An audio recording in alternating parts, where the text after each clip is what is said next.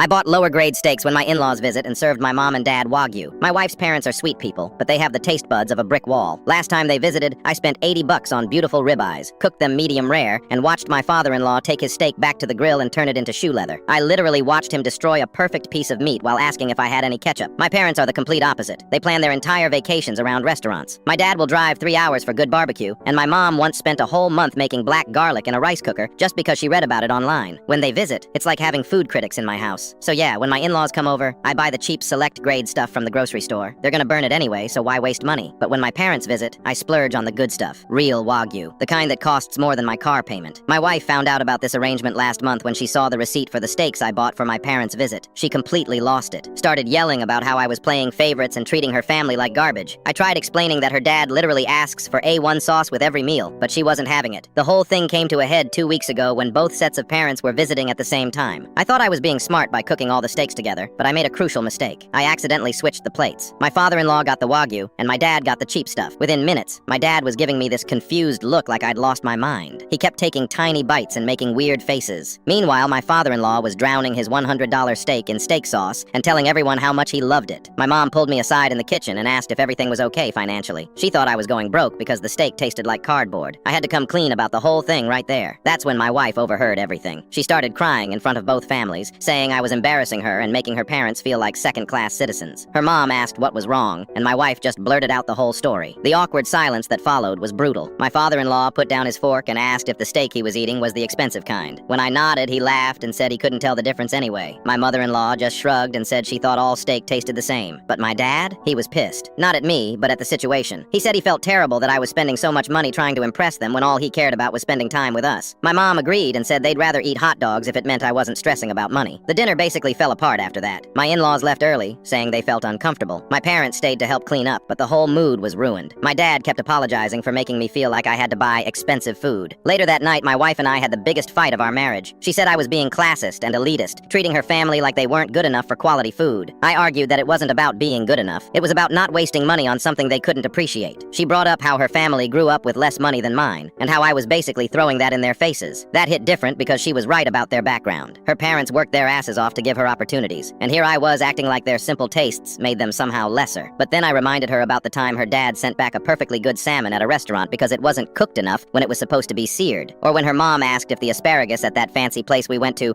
was supposed to be crunchy because she was used to boiling vegetables until they were mush. The argument went on for hours. She accused me of being a food snob, and honestly, maybe she was right. I accused her of not understanding that I was trying to be practical, not mean. We didn't talk for 3 days. I ended up staying at my buddy's place because the tension at home was unbearable.